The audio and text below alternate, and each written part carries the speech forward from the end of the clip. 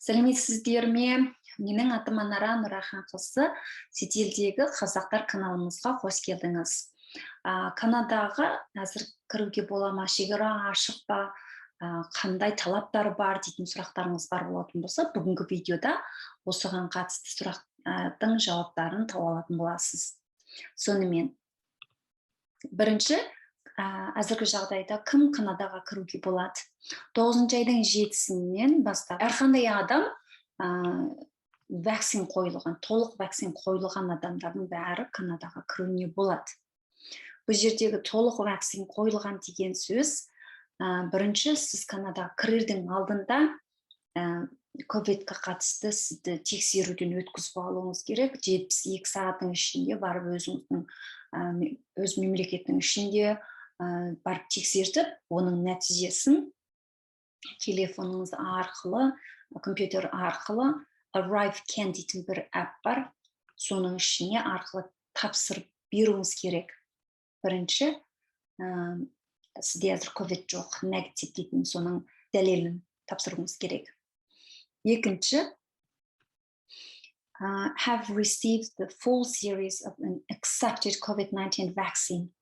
Вакцин толық қойылды.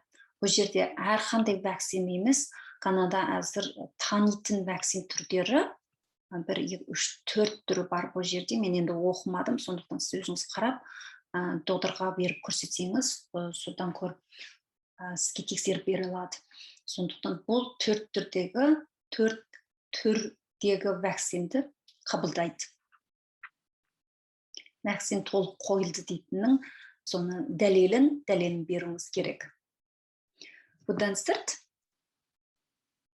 сіз вакцин 14 күннің алдында, ең соңғы вакциніңізді 14 күннің алдында, Канадаға кірердің алдындағы 14 күннің алдында қойып болуыңыз керек.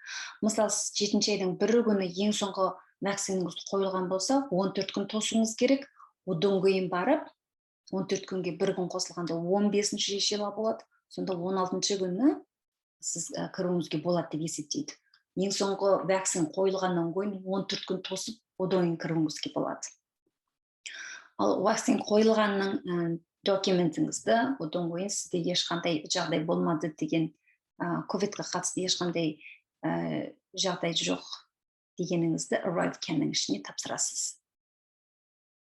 Одан басқа, сіздің визаларыңыз бәрі де толық визаңыз бар қолыңызда, одан сырт жаңағы вакцин қойылды, 72 сағаттың ішінде менде ешқандай ковидқа қатысты симптом жоқ деп осыны дәлелдеуіміз керек.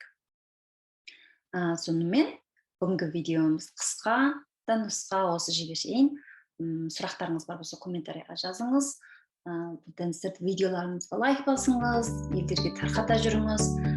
Сонымен, сізбен бірге болған Анара Нұраханқызы.